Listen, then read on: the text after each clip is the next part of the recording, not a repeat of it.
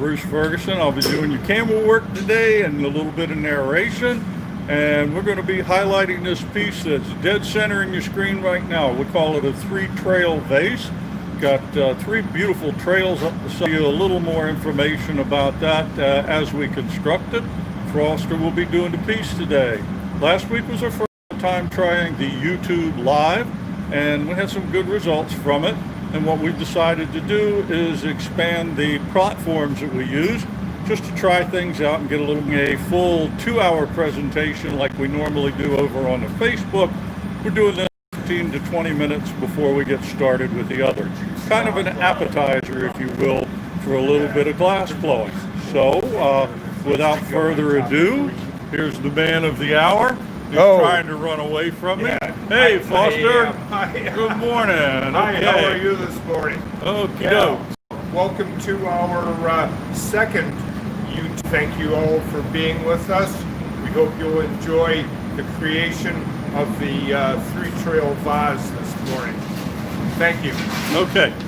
So, Foster's going to be doing this piece with 2 colors in the body. One will be toward the top of the vessel and one toward the bottom. Right now he's walking over to the annealer where the color chunk is pre-warming, and Foster is going to have what will be the top color in the piece. And this is a green, an emerald green, correct, Foster? Yeah, that's correct. You notice he picked up the preheated color. At 900 degrees it doesn't start to deform or melt yet, but it is a good temperature for sticking to the iron. And here comes Josh with the trailing bit. Actually, it won't be a trail. It'll just be laid on the end of Foster's green piece, and Josh has a piece of cobalt blue. So both the guys will be heating this up in the glory hole. When they come out of there, you'll see that it's kind of gooey looking and very bright orange in spite of the color. And then they'll put those 2 together on the end of the blowpipe, and that's what will form the basis for the body of the vessel. So we'll come back on over here to our display table, and this is what it's going to look like.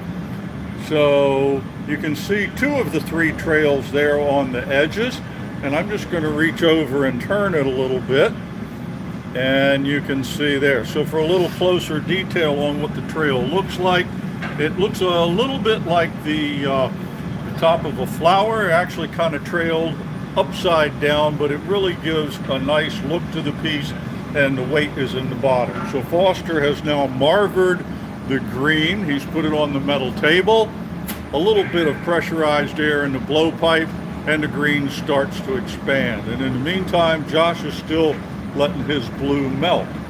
And it's probably pretty well melted in because it's a very soft color, which means it absorbs heat easily. Foster's ready. Josh brings over the blue. Foster places it right on the tip of the green that he had, and he'll snip that off. Once that separates, he'll go ahead and shape it a little bit, and the blue will remain toward the bottom of the piece the entire time. He's not going to pull it over or roll it up onto the green. This is going to give you colors kind of fading into one another. So Foster's going to get that heated, and then he'll come back to it and shape it up a little bit. You can kind of see the blue blob on the end of the green there. By the time he gets done, they'll be indistinguishable except for the color.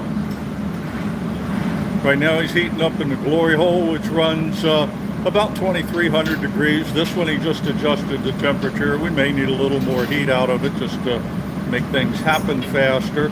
But he'll get those colors melted, and then he'll shape it into kind of a tapered cone, and then he'll start working on making the body of the vessel. As we mentioned earlier, there we go. Now we can see the color on there.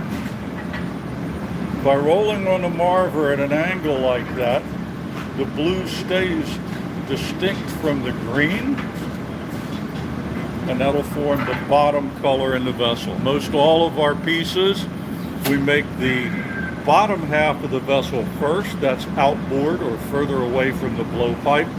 Then we transfer it to another iron and finish the top treatment of the vessel. Right now he's rolling it on the marver for some final shaping, a little bit of cooling. You can see the shape there, but the colors are pretty much indistinguishable.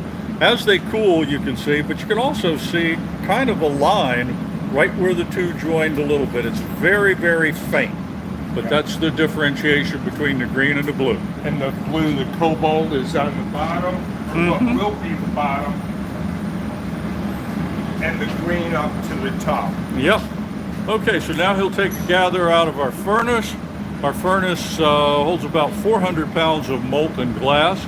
We melt clear glass, and that way we have options as to colors. Were we to have 400 pounds of blue glass, we'd be making blue pieces for a long time. So right now he's going to take his first gather out of the furnace. He'll come back to the bench and begin to manipulate that. You'll be able to see where the color core is in this piece, and the surrounding clear glass is kind of a bright yellow color, and you can see that the dark portion in the middle is where the color is. He's going to grab a cup, a wooden block we call it, and the cherry wood is used in a particular shape to kind of impart a shape to the glass. Gives it a little bit of uniformity, makes it well balanced, and it's a lot easier then to get the bubble to blow out under control. You can see that colorful core in the middle, and in just a moment he's going to inflate that again. Again, some pressurized air, his finger over the tip of the blowpipe, and there you can see the color core has expanded into the clear glass. He's got to let that cool just a little bit. If he goes in too soon and gathers the next layer, the intense heat would just penetrate and make the entire thing collapse. And then he'd be starting it over pretty much. Well, he could accommodate that, but he'd rather avoid that to begin with. So what he'll do now is just let that cool a very little bit, line up his tools for the next step, and it's off for another gather. He's going to make a stop over by the pipe cooler first. We've got a trough of water over there on a small pump assembly, and that allows us to cool the blowpipe in case it does get a little bit warm. So he'll go over and he'll gather the second gather of glass, and that should be about all that he needs to make this piece. The furnace is powered by propane. We have some compressed air that flows with the propane into the burner to give us the intense flame. But that thing runs 24/7, 365 days a year. So we have a couple of large propane tanks out back that get refilled about once a month. If he holds the pipe up at a fairly steep angle, he'll be stripping the glass back into the furnace. Actually, he got just exactly what he needed that time, so there was no need to strip it off. Again, you can see the clear yellow color around the core of color. And he'll use a larger block this time. Cherry wood or any fruit wood is good for this. It has a nice tight grain. They spend all their time in water. You can start to see a little bit of steam rising from the block.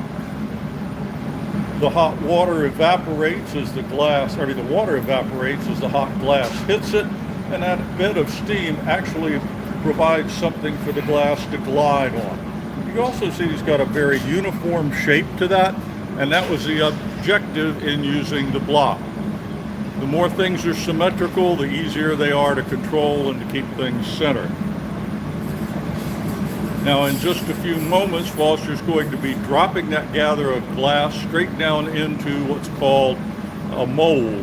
And this is the optical mold right here he'll be using. He'll be standing up on that block and dropping it in and then blowing real hard. Right now he's going to shake the glass a little bit so that it fits the mold appropriately. He'll give it a little more air for expansion, but you can see the kind of tapered shape at the end where it's widest in the middle. This is so he gets full contact with the sides of the mold. We'll look down in that again real quick, and you want to make sure that all sides of your gather of glass are making contact with the mold. Otherwise, you don't get the ridges in them. So here he comes, drops the glass down into the optic mold, Make sure it's seated and making good contact, and he blows real hard. When he comes out, we'll see the ridges in the side of it. And we'll take a little close up. There we go. There are the ridges. So that's one of the design elements in the piece. So right now that he's got that, he's going to work toward shaping this gather. We sometimes call it a parazon. And basically it's just establishing a good length to diameter ratio so it's good to work with. If the glass gets too long off the pipe, you don't get a good blowout with the air. If it stays too close to the pipe, it's also the same thing. So what he's doing right now is using his jack blades, two metal blades attached to a hinge, and he's creating what we call a jack line. And this is a point where the piece will separate from the blowpipe. I might mention that this piece was ordered by one of our customers and asked to see it made, so we incorporated making the custom piece along with the video. So whoever it was that ordered it, I'm sure they don't want their vase with a 4.5 foot piece of steel attached. That's why we have the jack line or neckline established next to the blowpipe. So that's where we'll break it off eventually. Foster's going to get the air blown out into this to the amount that he needs, filling the ball of glass with air. And then after that, he'll begin to elongate it. Actually, he's doing some now. He's got the air he needs. You can see that he's using gravity to elongate it. So now he's effectively about, added an extra 50 to 60% of the length of that. Cuts the neckline down more, and is swinging back and forth like this and spinning it around like a propeller blade is what elongates the glass, and now we're getting much closer to the length he wants.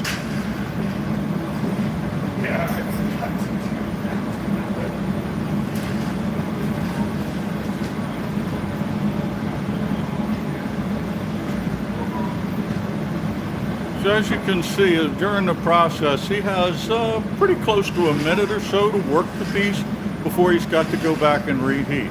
Once the glass cools a few hundred degrees, it becomes harder to work.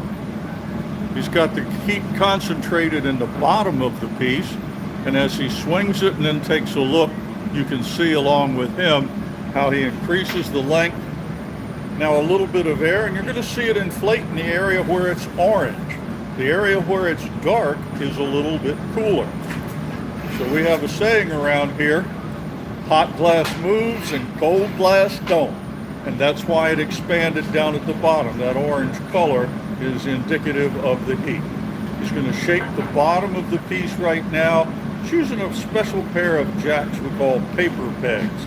Foster's one of the few artists in the country that uses those, and they're actually cardboard tubes that are stuck onto the bottom of a pair of jack blades, and they steal less heat from the glass. I'm going to get a couple gathers built for my school, I'll come back to your glory hole, heat it up, arbor it, and then. Okay, so he's explaining the process now to Todd, who's going to assist him through this. And what Foster's going to do right now is take a couple gathers of clear glass on a smaller iron. So he won't gather quite as much glass as he did on the bigger blowpipe. He'll come back over here to our marver and dip the glass in this gold-colored frit. Frit is ground up glass. So this is glass that had chemicals added to it to give it the gold color. And Foster's going to put that on there. He'll go back and melt it in. And he's got a couple of tools for this decorative treatment. After he heats this up, Todd will bring it over to the bench, hold it steady while Foster places it. Foster will place this gather of glass toward the bottom of the vessel and then stretch it out toward the top. After he cuts it off, he's going to use a small press to push into the glass and create the flower head, and then he'll use a pair of jacks to come along and create the stem of the flower.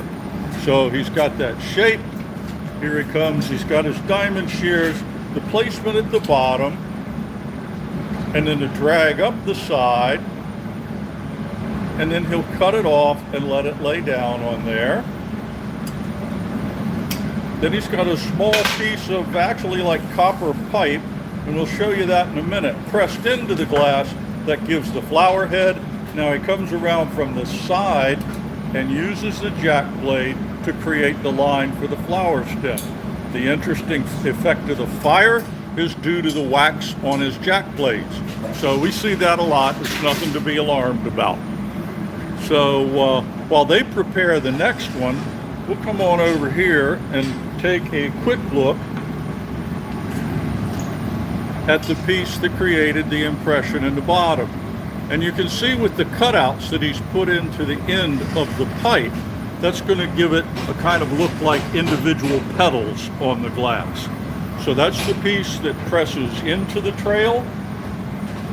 And what he did just now was he did what we call a moil wrap. Sometimes if we're concerned that the glass near the pipe might get too cold, we simply wrap it with more glass. So that's what Todd's taking care of shaping right now. And in just a moment. So now we get into a little bit of geometry, because Foster's going to place this next one, when he does it, a third of the way around the piece. So what he would like is to have about 120 degrees between each of the stripes. And he's gotten really good at this over the years. So now he's going to melt that in again. And he and Todd are coordinating their flashes or the short heats to keep the glass from cooling too much or getting hot enough to melt. Foster's glass, of course, needs to be very, very hot because he's going to trail it on. So Todd comes over to lay the piece onto the rail, and he goes, and now Foster takes care of the placement again. Another drag up the piece and a snip off. He'll reach quickly for the press. We'll get a little closer on this one. He presses in and you can see those petals form, and now he'll crease the piece length coming up, and there's the flower base. All right, one more to go. And we could probably put a protractor on that for a perfect 120 degrees. It gets more and more interesting when we start doing 5-sided things and 7-sided things and stuff like that. But the 3 is pretty cool. So you can see where the space is left for another one. And once again, Foster is going to take 2 gathers on the smaller iron, bring that amount of glass over and coat it into gold. If the piece that Todd keeps flashing gets too cold, if it gets down below 1,000 degrees or so, it can actually crack. So that's why we keep flashing it. There's Foster with his gather. And by rolling the pipe on the edge of the table like that, he forces the glass off of the pipe. He'll go back to one of the other glory holes and heat that up. And when he gets that plenty hot, Todd will be coming back to the bench to place it on the rails again. And he'll have the 3rd trail of the 3 trail vase in place.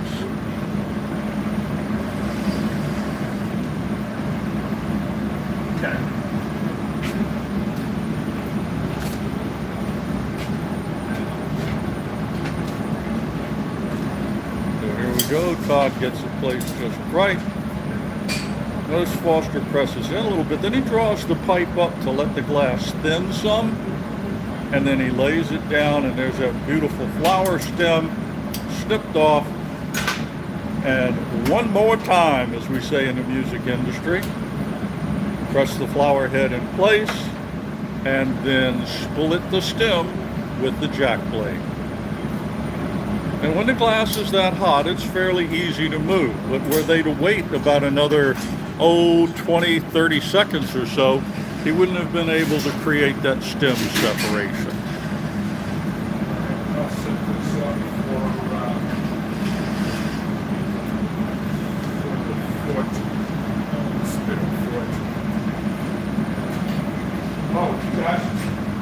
Josh has got something else. Never mind. What do you got? That's all right. Never mind.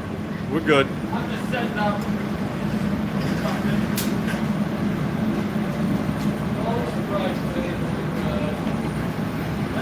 All righty. Now,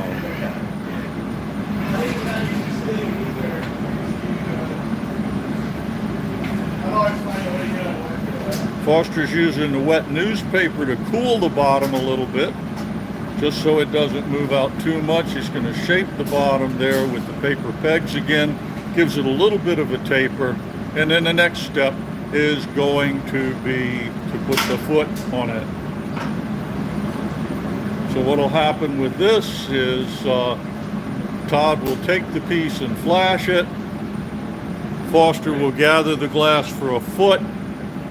After Todd gets it warmed, he'll step over here toward the bench, hold it pointing upward toward the ceiling, and Foster will drop the glass onto the foot, or to the bottom of the vessel.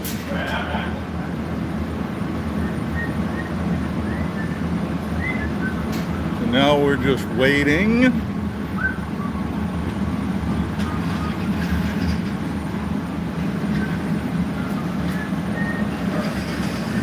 All right, Foster will use the jacks to create a line that will help separate the glass from the pipe. Todd flips it straight toward the ceiling in a moment and rests it on his foot. And now Foster brings the hot glob of glass and drops it in the center of the bottom. After he snips it off and sits down, Todd will present the pipe to him, and Foster will use what's called footboards to create the foot. Two pieces of wood held together by a strap. One piece has notches cut in it. Those notches go around the glass and create the profile of the foot. The wider board that's on the back side forms like, well, just like a backing, and allows us to shape the foot against it. So as I said earlier, we do these videos kind of as an appetizer or a little extra something before we do the FaceTime video, and it's quite possible that we'll have to depart YouTube a little bit before Foster finishes the piece. We'll see how this works out. At any rate, at 11 o'clock Eastern Standard Time, we'll be on Facebook Live, and we'll be making more pieces there. And we'll need just a couple of minutes to get things together for that. The jacks create a little bit of separation away from the body, and now he has a special carbon tool that he can use to not only flatten the bottom, but change the profile or slope of the upper part of the foot. And with that done, he'll be ready to do what's called the transfer. And the transfer is simply taking it off the blowpipe and onto a putty iron. Foster's going to get an iron over there and put, just a little glob of glass on the end, and it won't stick very far off the pipe. Its purpose is to serve as a glue bit. And then that will attach to the bottom of the piece, and he'll be able to break it off from the blowpipe. So here he goes with the shaping of the putty. You'll notice that there's not much glass off the end. And then when he goes over to the bench, he'll place that in the center of the foot, adjust it if needed, and break it free from the blowpipe.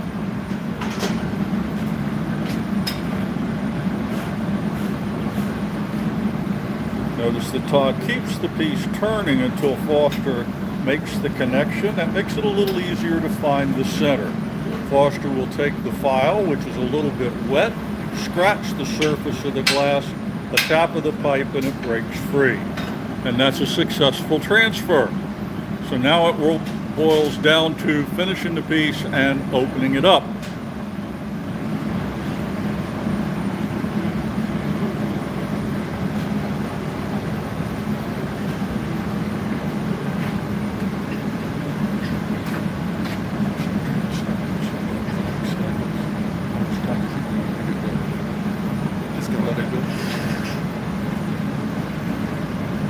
Alrighty, so it was cold enough to fracture. It's going to take a little while for that glass to reheat and manipulate. So Foster is up there in the glory hole heating the top of the vessel.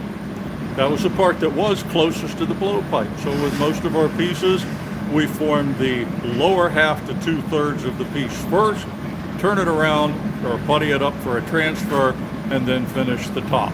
He'll come back to the bench, use his jacks to open it up a little bit, and then for the extra length to it, he'll go ahead and swing it out.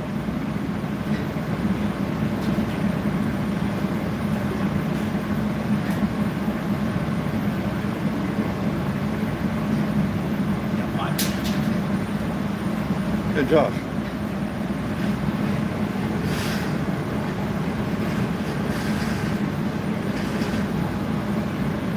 All right, he's giving a little swing now, lengthening that glass a little bit.